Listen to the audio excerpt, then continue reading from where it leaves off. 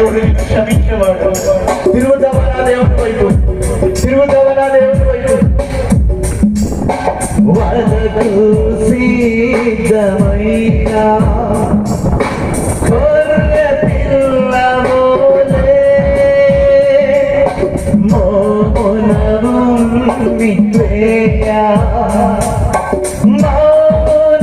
మౌనివైనావే నీవు కాచిన ప్రార్థనాలే నా